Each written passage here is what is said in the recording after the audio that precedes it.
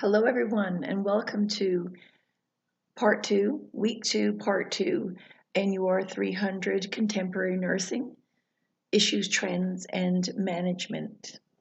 So, we're going to get started with implications for nurses, managing cost effective, high quality care.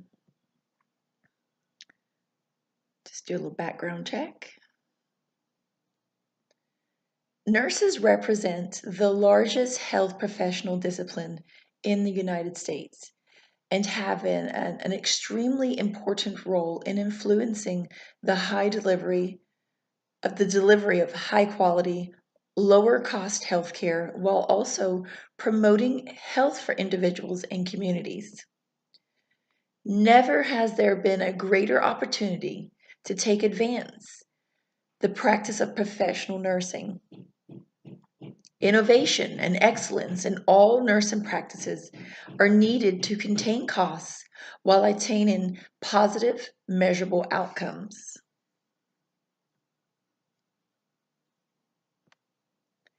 As the reader can see from the various methods of reimbursements discussed earlier, nurses are at the center of ensuring positive patient outcomes, maximizing reimbursement, and decreasing financial penalties for errors and readmissions. Every setting in which professional nurses practice holds challenges in providing and managing care that is efficient, affordable, and of high quality. These trends mandate that nurses have a clear understanding of the economic and financing issues underlying their continually evolving roles. Changes in the U.S. healthcare system bring new challenges for professional nurses. Healthcare has moved from an emphasis on illness to an emphasis on wellness and prevention, and is shifting from acute care services to preventative and community-based services. So a couple are ambulatory care and home care. Financing of healthcare services has gone from retrospective fee-for-service payment system to prospective payment and managed care, and continues to evolve through implementation of the PPACA to expand insurance coverage and new models of financial rewards and incentives, e.g., never events, value-based purchasing, readmission reduction programs to improve quality and reduce costs. Today, technology is viewed as important to healthcare delivery, but its value is based on having the appropriate service at the right time. U.S. leaders and legislators agree that healthcare costs are too high, but they differ in the best ways to stop the increased cost of healthcare. Most agree that when citizens practice healthy lifestyles, they require less healthcare and enjoy a better quality of life. However, what will motivate people to make healthier choices and practice disease prevention? What did these changes in healthcare delivery mean to professional nursing? Nursing practice is a cost and quality conscious environment, and it's here to stay. Nurses must constantly challenge current practice for quality improvement and cost effectiveness. Accurate data must be collected to show cost containment and positive patient outcomes. Nurses need to be leaders and to have a voice in ever-changing economic and political environment that determines payment for services.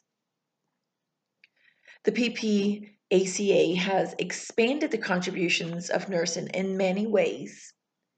Roles on clinical teams in administration and with insurance companies and with the government hold promise for empowered change.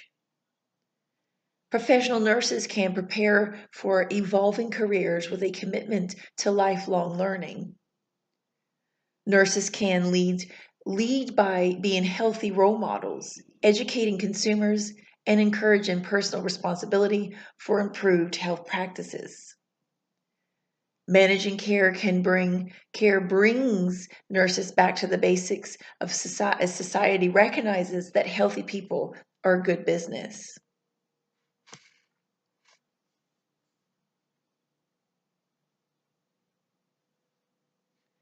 Legal issues in nursing and healthcare. The preceding vignettes highlight growing clinical dilemmas that nurses and patients face in an ever-changing healthcare system.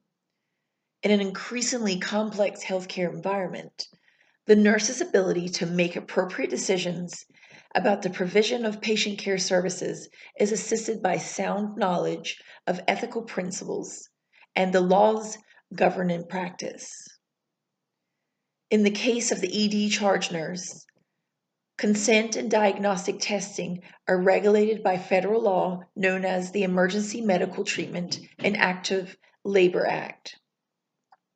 Furthermore, the Fourth Amendment to the U.S. Constitution, prohibiting unreasonable searches and seizures, underpins the patient's right to refuse drug testing under certain circumstances. There are also maybe specific state law regarding drug testing in the ED, as well as other departments such as inpatient psychiatric units and obstetrics departments.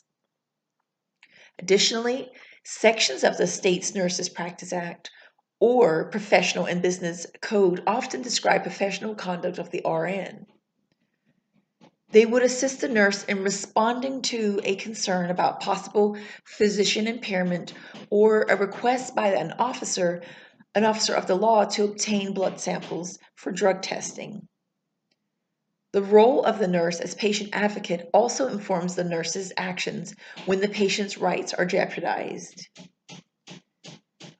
Each nurse must be able to describe his or her professional duty to the patient or client under the law and associated healthcare rules and regulations, and to recognize legal risks in practice.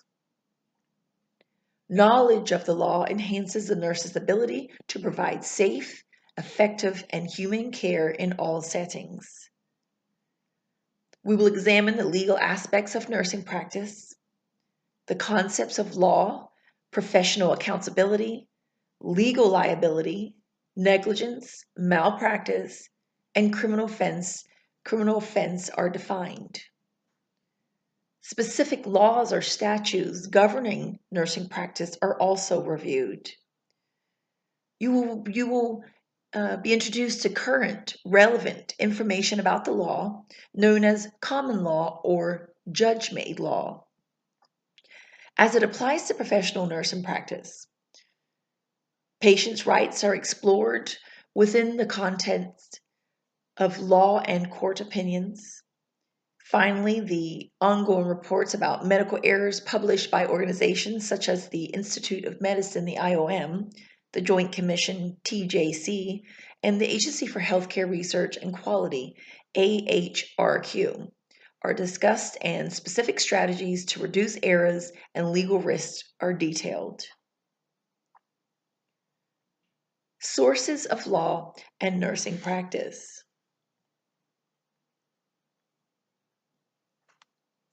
The actions of all individuals are regulated through two systems of principle, known as laws and ethics.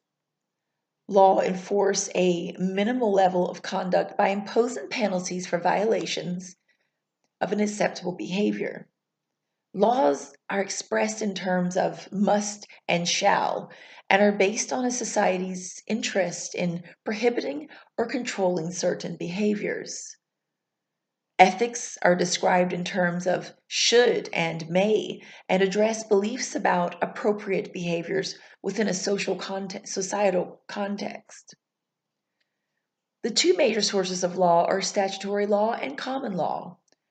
The standards for professional nursing practice are in great part derived from statutory as well as common law. The following sections deal with statutory law and describes how it governs and indirectly influences nursing practice.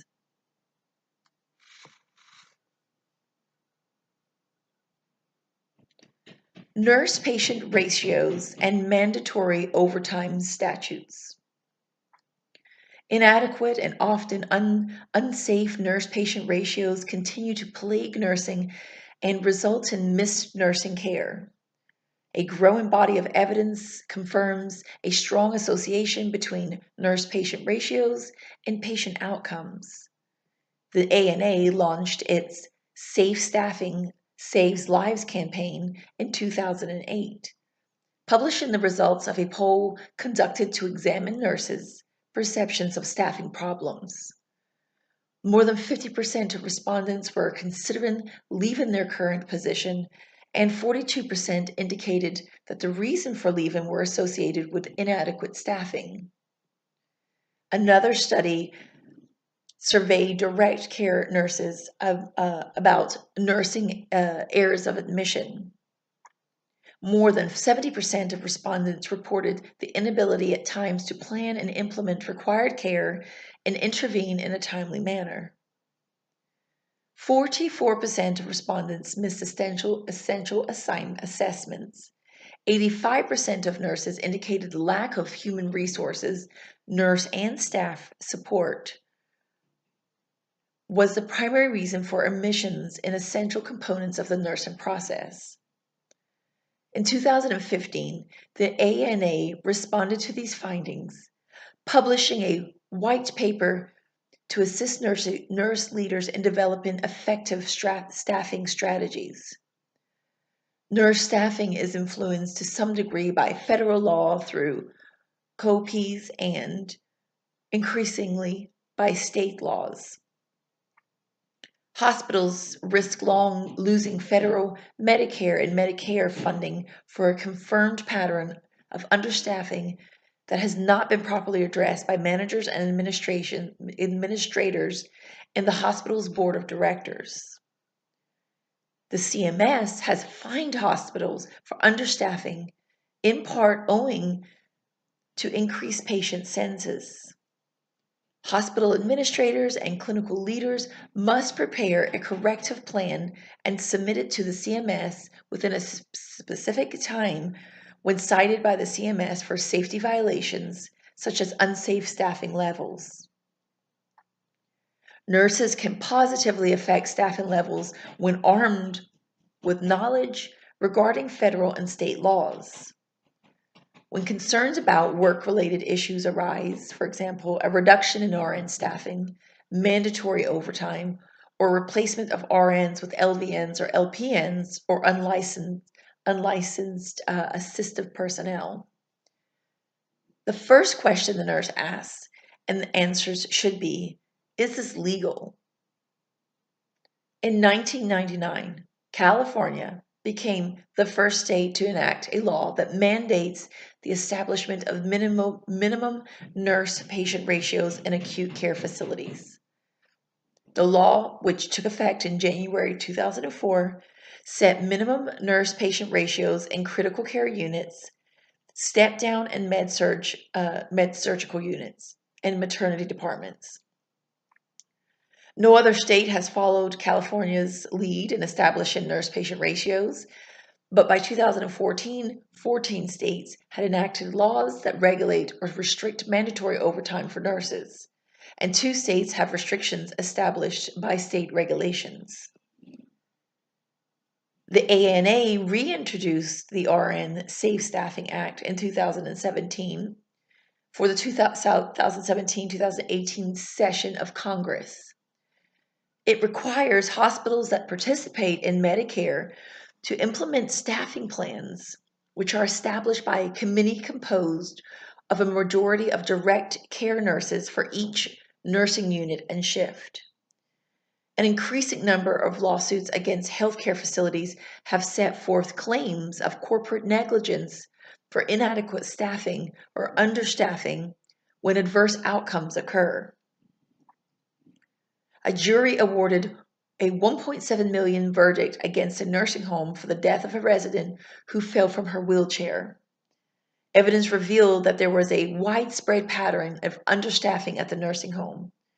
In 2006, another jury awarded $240,000 in punitive damages out of a total award of $400,000 against a nursing home because understaffing at the facility was considered an aggravating factor in the patient's death. The patient was 91 years of age and suffered from Alzheimer's disease. The resident patient was left unattended and fell, hitting her head, and substantially died from her injuries. The court records contained adequate evidence that the facility knew it had a chronic understaffing problem and that the problem directly led to the woman's death. That's from Snyder, 2006. The director of the nursing was also found negligent for failing to comply with Medicare guidelines that require the facility to provide sufficient staffing.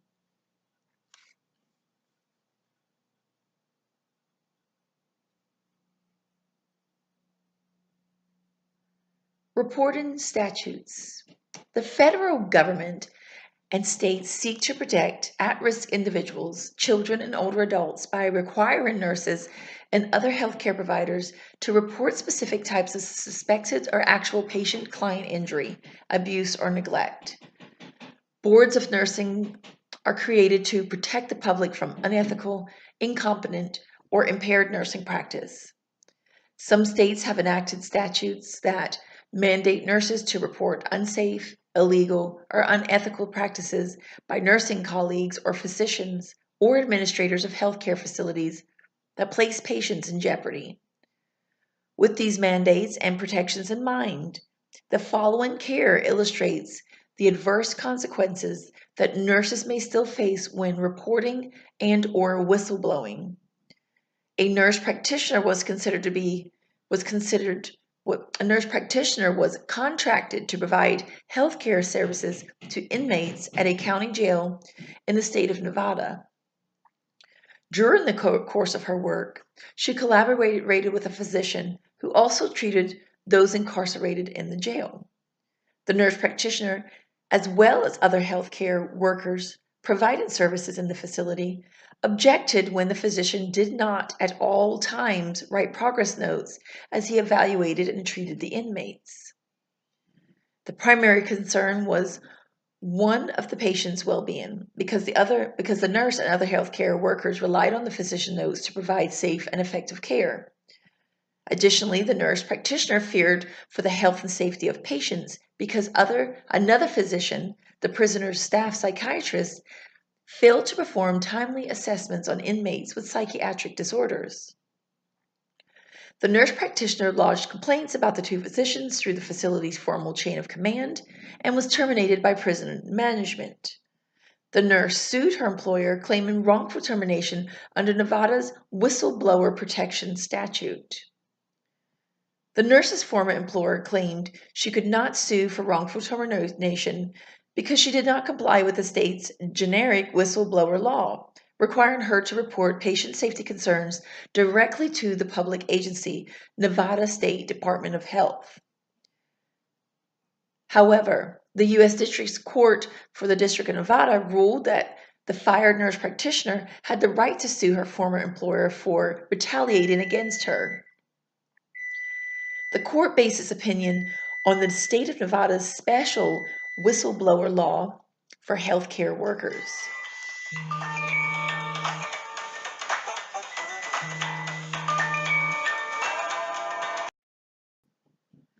The court based its opinion on the state of Nevada's special whistleblower law for healthcare workers. That special law protected nurses from retaliation, including termination, for internally reporting a situation that could compromise patient safety. The outcome of the nurse's suit against her former employer has not yet been reported in the legal literature. Nursing publications provide recommendations and guidelines to any nurse considering the duty to report and its consequences. Nurses should be extremely careful to clarify their state's whistleblower protection law for healthcare workers before engaging in the whistleblower activities. States vary widely in the requirements that must be met in order for a nurse to claim protection against retaliation for whistleblowing. A first step requires a nurse to contact the State Board of Nursing to determine whistleblowing requirements established by the licensing board and/or formalized in the state's whistleblowing protection statute. An increasing number of legal experts advise a nurse to seek the services of an attorney who specializes in reporting and whistleblowing activities for nurses making a decision to report. That's from Snyder of 2014. The types of conduct that the boards of nursing require nurses to report vary from state to state. Nurses can access the specific requirements for reporting nurse coworkers at their Board of Nursing website. Some states require nurses and providers to report victims of domestic violence or interpersonal violence, whether or not the victim patient consents. Nurses can assess current information from the state regarding reporting requirements under the family or domestic violence statutes.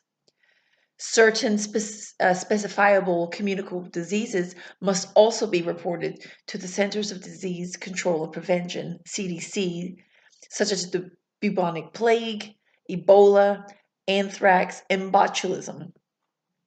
State law also requires nurses to report injuries resulting from the use of weapons, attempts to harm the self, or impaired driving. That's from Mathis of 2014. Nurse managers and administrators are responsible for ensuring that reports made by direct care nurses are forwarded to the appropriate legal authorities. Nurse leaders who fail in this duty may face criminal charges, claims of negligence, and disciplinary action against the nursing board. Common law.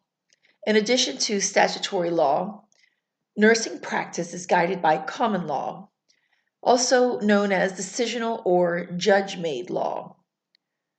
Common law is created through cases heard and decided in federal and state appellate courts. Throughout the years, judge-made law regarding nursing practice has accumulated in the form of written opinions. These opinions eventually contribute to the expected standard of nursing conduct. The body of written opinions about nurses also is known as nursing case law. The importance of nursing case law is establishing the current standard of practice cannot be overstated. One of the most important cases to establish the expected conduct of nurses was Utter versus United Hospital Center, Inc. This West Virginian case affirmed that nurses were required to exercise independent judgment to prevent harm when caring for their patients. Before the 1970s, the issue of whether nurses were licensed professionals who made independent judgments was not clearly established. In the Utter case, a patient whose arm was casted had signs and symptoms of compartment syndrome. The affected limb became progressively more edematous and eventually turned black. The nurses failed to activate the chain of command when the primary providers did not respond to their reports and requests for medical reevaluation. The patient's arm eventually had to be amputated. Civil law. Two major categories of law have been created to deal with conduct that is considered unacceptable: criminal law and civil law. Nurses generally are more familiar with civil law, and in particular, the branch of civil law that deals with torts. Tort law is discussed first, with a discussion of criminal law following. A tort law is a civil wrong or injury committed by one person against another person or a property. The wrong results from a breach in one's legal duty regarding interpersonal relationships between private sections. This duty is established through societal expectations regarding interpersonal conduct. Civil suits are almost always brought by one person against another and generally are based on the concept of fault. The person who initiates the civil lawsuit, the plaintiff, seeks damages for the wrongful behavior from the offending person, known as the defendant. The determination whether wrongful behavior has occurred usually is made by a jury, although in certain cases the right to a trial by jury can be waived by the private parties in the suit. In that case, the judge considers the facts and determines the outcome. If the plaintiff succeeds in the civil lawsuit, plaintiff verdict, damages are generally awarded in the form of monetary compensation. Damages may include hard damages, financial reimbursement for treatment of injuries, loss of wages, rehabilitation services, or special equipment, and soft damages, monetary compensations for pain and suffering, loss of companionship, or mental anguish, among others. Claims of negligence and student nurses. Claims of negligence may arise when student nurses provide care. The emphasis on patient safety and reporting preventable adverse outcomes has brought an increasing number of student errors to light. Because the student is not yet a licensed professional, the faculty member or licensed nurse who is supervising the patient or the student is often named in the lawsuit. The State Board of Nursing may have an advisory or position statement regarding the scope of practice of nursing students and the duty of the supervising registered nurse supervising the student to maintain the appropriate level of oversight. Such is in the case of California, where the Board of Nursing has promulgated a position statement. Clinical learning experiences. Nursing students to guide the supervising nurse in her duty, California Department of Consumer Affairs, 2008. The agency or hospital in which the student is practicing may also be named under the legal doctrine of vicarious liability. DeMora versus Cleveland Clinic Foundation of 1996 is a case in point. A student nurse was assigned to care for a patient who had serious difficulty maintaining her balance and required close supervision when standing, walking, and transferring. The student nurse testified that she knew the patient had an unsteady gait, but still left her unattended on a commode. The patient fell and was injured. The hospital was named in the lawsuit and appealed, claiming the student was not an employee. The Ohio Court of Appeals ruled that the hospital was held to the same legal standard of care for a student nurse's error as for the same error committed by a licensed professional nurse. Several other cases reinforce the importance of informing the patient that a student is providing the care and of documenting that the patient agrees to the care. In Lovett versus Lorraine Community Hospital in 2004, a student nurse, under the direct supervision of an instructor, administered Demerol and Vistarol by the intramuscular IM route and punctured the patient's sciatic nerve. The patient sued the hospital for negligence. A lower court dismissed the initial lawsuit because the student and the instructor were not employees of the hospital. The Ohio Court of Appeals revised the lower court's decision, and the lower court affirmed that a patient may assume that the care he or she receives in a hospital is provided by that institution. The patient can assume that the student and the instructor are agents of the hospital unless the patient has been specifically informed and has agreed to receive care from the student. Because a student nurse is not yet a licensed professional, if a lawsuit is filed, the alleged claim is usually ordinary negligence rather than professional malpractice.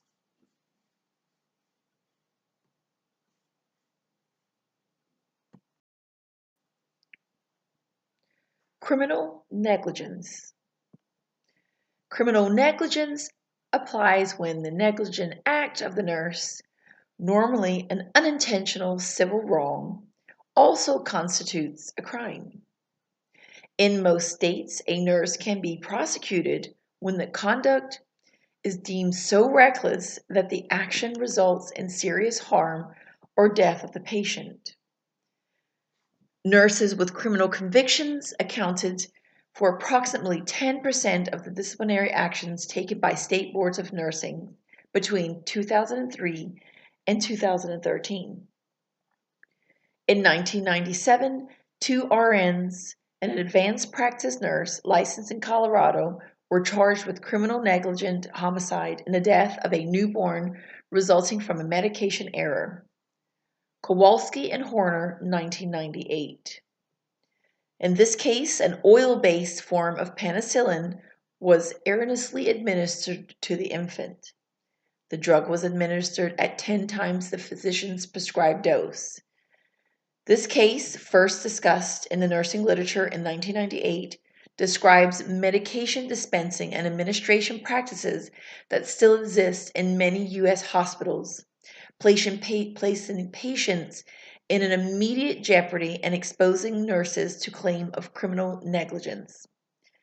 In a case that occurred in Wisconsin in 2006, illustrates the ongoing risks for catastrophic medication errors.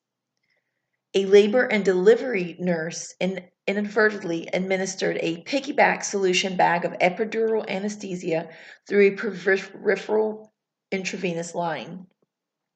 The patient, a 16-year-old female, experienced cardiovascular collapse and died. The error was compounded by failures to place an identification band on the patient and to use the available port of care barcode system. In the root cause analysis of this sentinel event conducted at a later date, multiple latent systems were also identified. The Wisconsin Department of Justice charged the nurse with a felony criminal offense. The charge was eventually reduced to a misdemeanor count of illegally administering prescription medications. The Wisconsin Department of Health and Human Services imposed restrictions on the nurse's ability to participate in any capacity in facility funded by Medicare or Medicaid programs for 5 years.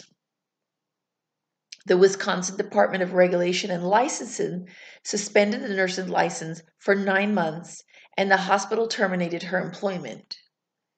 In response to the Wisconsin case, the ANA released a statement opposing charges of criminal misconduct against a registered nurse who did not intentionally mean to harm the patient, from the ANA of 2007. The American Association of Nurse Attorneys, TAANA, in collaboration with the American Association of Legal Nurse Consultants, AALNC, also published a position paper, Criminal Prosecution of Healthcare Providers for Unintentional Human Error. The organizations strongly oppose criminalization of negligence. Personal liability.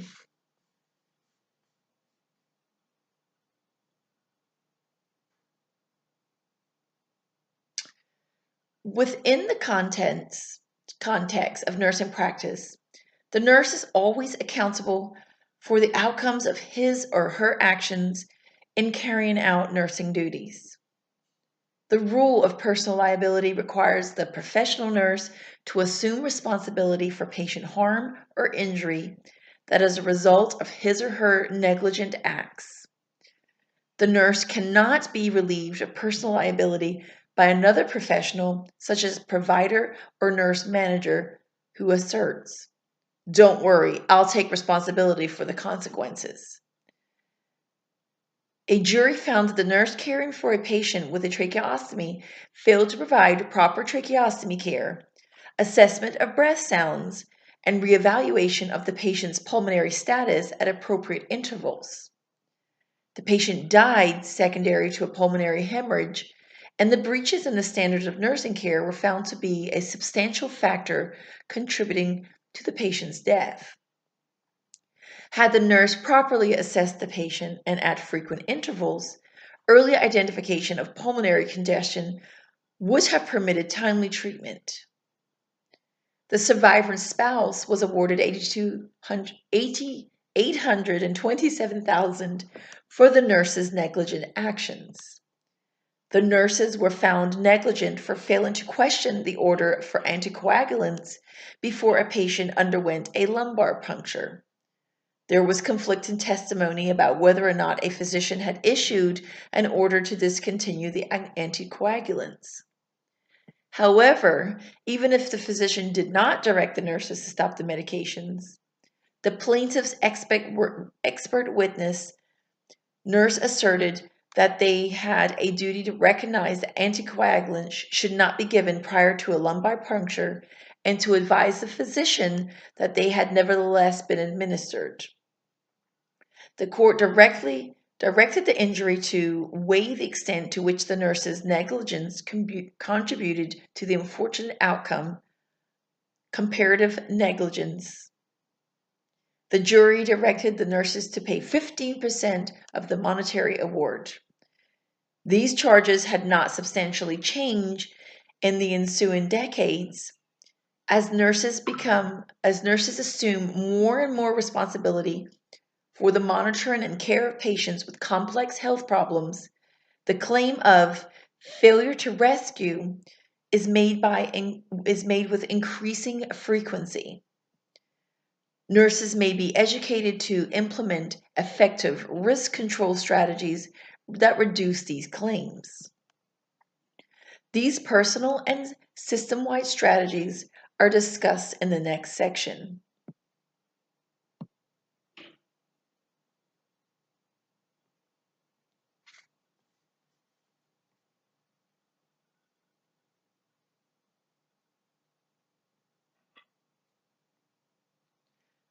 Reducing legal liability. Risk management systems. One of the most powerful allies the nurse has in any healthcare setting to facilitate positive change and reduce personal and corporate liability is the risk manager. The risk manager is a professional who tracks accidents and injuries that occur in the facility. The job of the risk manager is to establish and strengthen systems within the agency to reduce preventable patient injuries or deaths and to eliminate the loss of revenues as fines or other payment of damages through the insurance carrier. The risk manager may assist nurse managers in the development of effective policies and procedures to improve practice.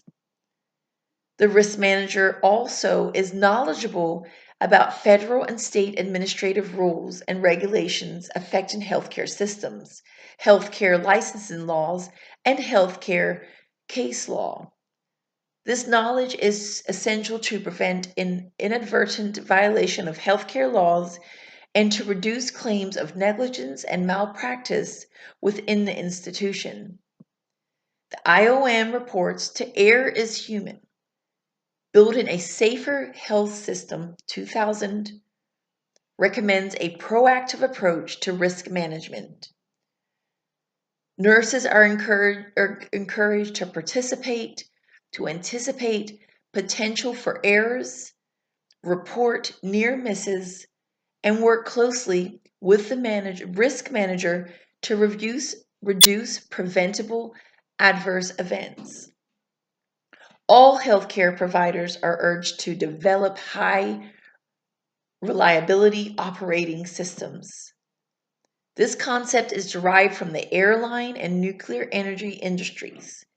Both has established excellent safety records despite the highly complex and dangerous nature of their operations. The IOM report recommends creation of a nationwide mandatory reporting system for collection of information about adverse events and the development of performance standards that focus on patient safety.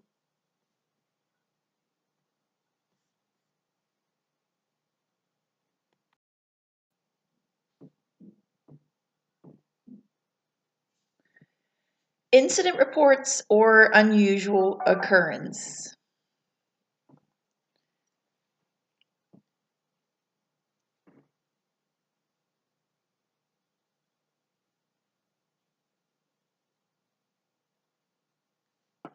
Nurses are legally bound to report critical incidents to their nurse managers, agency administration, and the risk manager through a formal intra-agency document titled the Unusual Occurrence Report or Incident Report. Emphasis on patient safety and quality have resulted in renaming of the incident report in many healthcare settings. The document is frequently referred to as the Unusual Occurrence Form, but is also known by other titles such as the Quality Variance Report.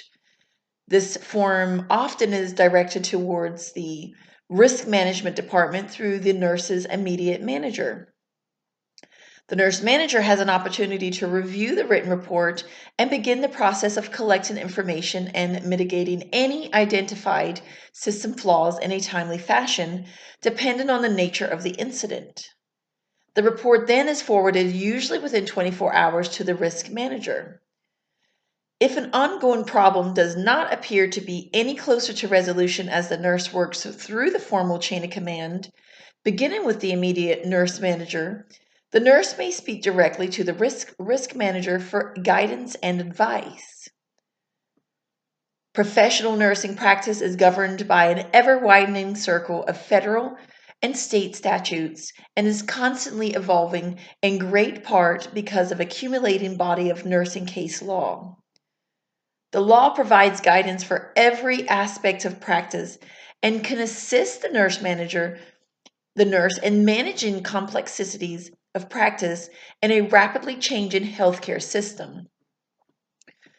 Knowledge is power, and the nurse who possesses a sound understanding of laws as it pertains to professional practice is empowered. As patient advocates, all nurses should keep these fundamental rights uppermost in their minds as they attempt to provide safe, effective, quality care in all settings. Ethical and bioethical issues in nursing and healthcare. In a nursing education program, nursing students begin to embrace the complexities and profound opportunities that are characteristics of the profession of nursing. Pre-licensure nursing education is only an introduction to a discipline in which there are no knowledge boundaries. The abundance of nursing practice information is evident from a quick glance across the nursing textbook selections in the campus or online bookstore. Most of that information addresses the how-to aspects of nursing care. The scientific aspects of nursing care are rapidly evolving as a host of nurse researchers delve into questions about the safe, competent, and therapeutic aspects of professional nursing care. As quickly as nursing science produces new knowledge, how-to information is shared through journals, textbooks, and internet resources. The scientific aspects of care evolve constantly through a how-to research. A myriad of potential questions surpass the how-to body of knowledge and is inherent in profession of nursing. Everywhere in today's healthcare delivery system are potential questions of another nature. The how should questions, which are challenging and sometimes evolve into ethical dilemmas. Nursing ethics.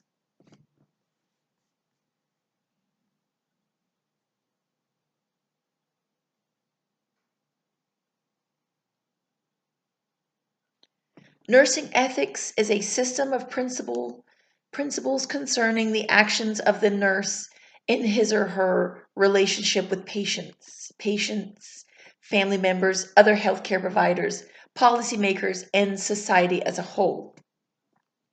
A profession is characterized by its relationship to society. The results of the 2016 Gallup poll on professional honesty and ethics indicate that the public ranks nursing as the most ethical of all professions and has for almost 2 decades. Pretty impressive.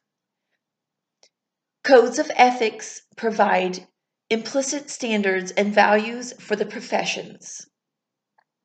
A nursing code of ethics was first introduced in the late 19th century and has evolved through the years as the profession has evolved and as changes in society and healthcare have come about.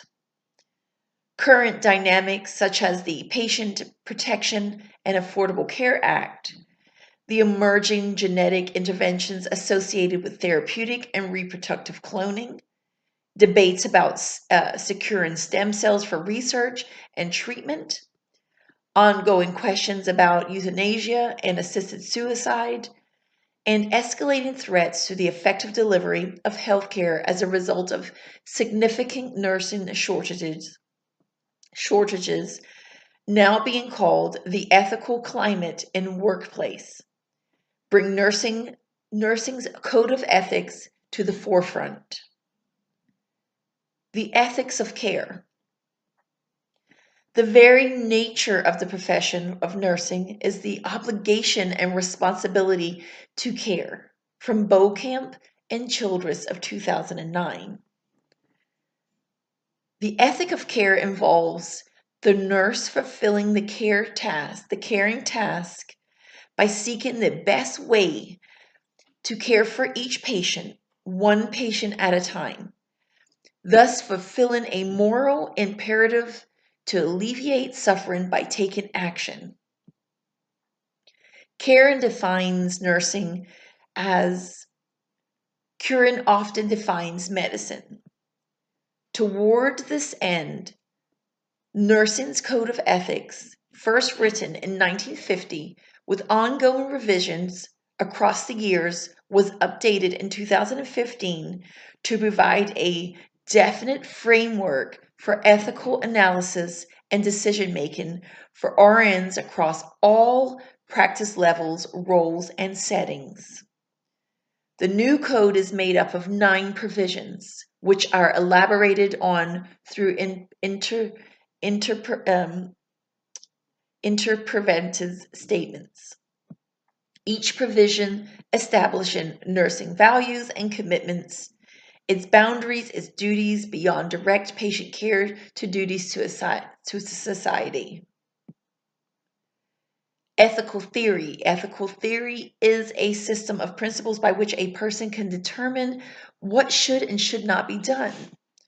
Although there are also utilitarian and deontology are the theories most frequently cited in the Western world as foundational for processing ethical dilemmas.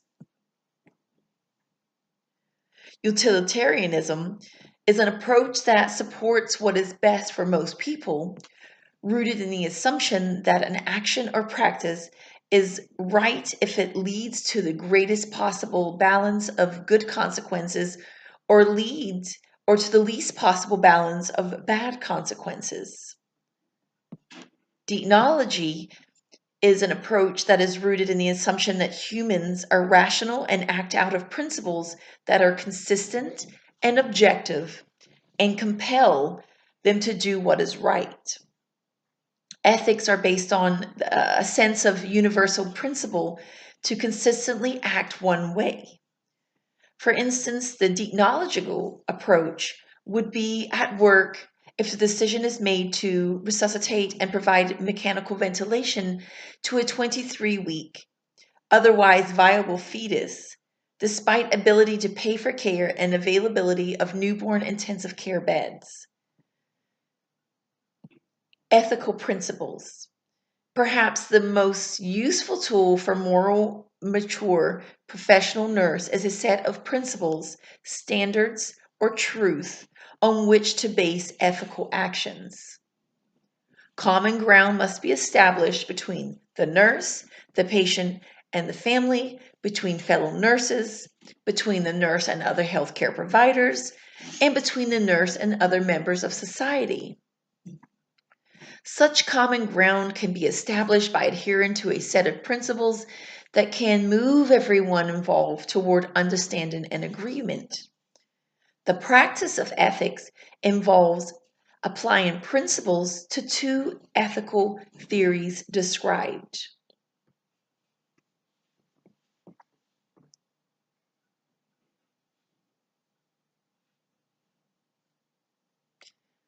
Utilitarianism and deontology, or two other theories that are described elsewhere.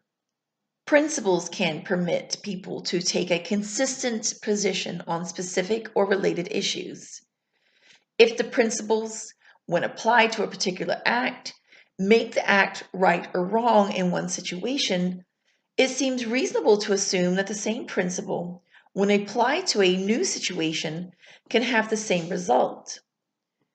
Three principles have proven to be highly relevant in bioethics: 1, autonomy; 2, beneficence and non-maleficence; and 3, veracity. These principles do not complete a moral framework. One principle may be relevant to a particular situation, but the others are not. Yet the principles are sufficiently comprehensive to provide an analytic framework by which moral problems can be evaluated.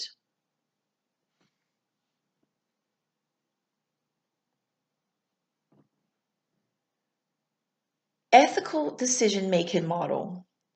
Theories provide a cognitive plan for considering ethical issues, principles for guiding truths on which to base ethical decisions. With the use of these theories and principles, it seems appropriate to consider a system for moving beyond a specific ethical dilemma toward a morally mature and reasoned ethical action. Many ethical decision-making models exist for the purpose of defining a process by which a nurse or another healthcare provider actually can move through an ethical dilemma towards an informed decision. Cultural competency and social issues in nursing and healthcare.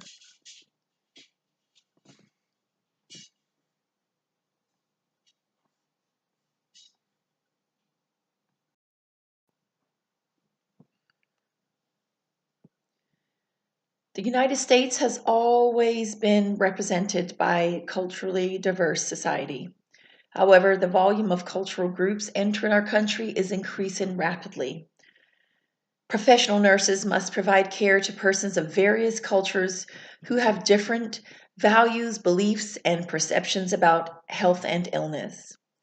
This chapter explores cultural phenomena, including environmental control, biological variations, social organization, communication, space, and time in relation to major cultural groups. It examines different views about health, illness, and cure. Federally defined minority groups, which include African Americans or Blacks, Asians, Hispanics, and American Indians, are emphasized. The need for diversity in healthcare force is explored, and strategies for recruiting and retaining minorities in nursing are suggested. Strategies that nurses can use to improve their own cultural competence are also given. Population trends. The demographic and ethnic composition of the United States population has experienced a marked change in the past 100 years. Minority groups have grown faster than the population as a whole. In some U.S. cities, the number of persons from diverse cultural groups is increasing at such a rapid pace that minorities constitute more than half the population. The nation will be more racially and ethnically diverse, as well as much older by mid-century, according to 2013 projections released by the U.S. Census Bureau. Minorities, now roughly 1/3 of the U.S. population, are expected to become the majority in 2044, with the nation's projected to be 54% minority in 2025, and by 2023, minorities will account for more than half of all children. Two factors, longer lifespan and aging baby boomers, will combine to double the population of Americans age 65 years or older during the next 25 years to about 72 million. By 2030, Older adults will account for roughly 20% of the U.S. population. Along with the dramatic aging of the U.S. population during the next several decades, will become significant increases in racial and ethnic diversity. The older population is becoming more radically and ethnically diverse. Between 2014 and 2060, the share of the older population that is non-Hispanic white is projected to drop by 24 percentage points from 78.3 to 54.6. Economic and social changes. Changing world economics have had a profound consequences, such as increased joblessness, homelessness, poverty, and limited access to health care, insurance, and healthcare. Anxiety, hopelessness, depression, and despair commonly affect the individuals in our society who find themselves suddenly without jobs and sometimes even without homes as a result of the economic downsizing. These conditions are often associated with increased stress-related symptoms, substance abuse, violence, and crime. Current status of diversity in the healthcare workforce. According to the U.S. Census Bureau, individuals from ethnic and racial minority groups accounted for more than 24% of the U.S. population in 2017, with projections that minority populations will become the majority in 2044. Cultural competence.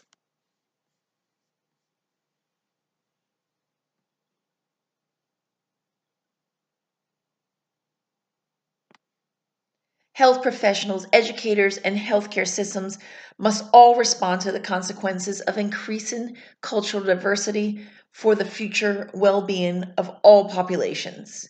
The worldwide shortage of nurses and the global immigration of both nurses and populations have heightened the need to educate nurses to deliver culturally competent care for increasingly diverse populations, regardless of the geographic location.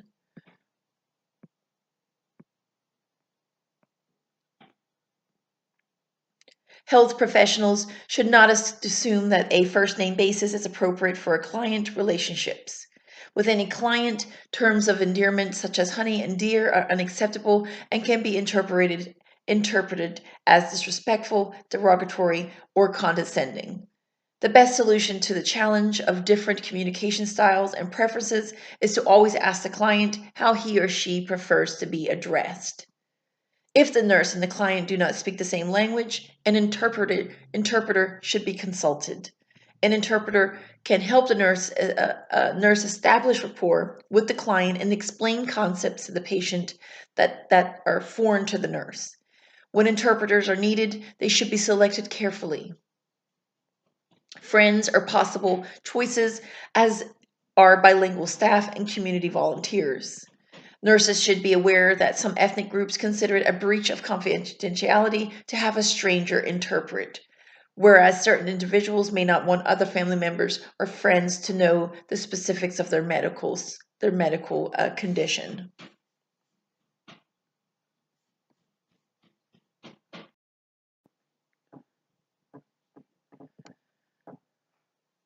The nurse also should be careful to consider the different dialects spoken in the same country and the culture's view of women and children.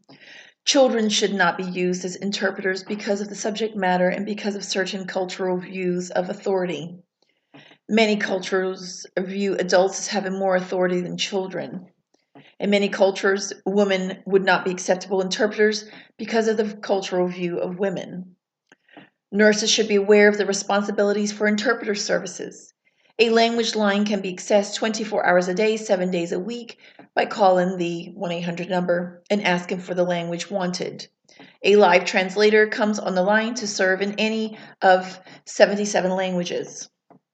The nurse can conference call, use 2 phones or the same line, or simply pass the phone back and forth to the person with whom he or she wishes to converse. In a society as diverse as the United States, healthcare cannot come in one form to fit the needs of everyone. Culture has a powerful influence on one's interpretation of health and illness, and responses to healthcare. All clients have the right to be understood and respected despite their differences. They have the right to expect healthcare providers to acknowledge that their perspectives on and interpretations of health are legitimate. Healthcare professionals must make a commitment to increase their knowledge, sensitivity, and competence in cultural concepts and care. Perhaps no other group in healthcare profession has recognized the effect of cultural diversity on outcomes of healthcare more than nurses. Nurses always have supported the concept of holistic care. By understanding the client's perspective, the nurse can be a better advocate for the client. With increased knowledge, sensitivity, respect, and understanding, therapeutic interventions can be maximized to promote the highest quality of healthcare for all clients in our multicultural society. That ends Week 2 lecture Part 2 in NUR 300, Contemporary Nursing, Issues, Trends, and Management. I am your professor, Dr. Marion Johnson. Any questions or concerns, please email, call, text, whatever is convenient for you. Thank you, and I will see you guys in Week 3.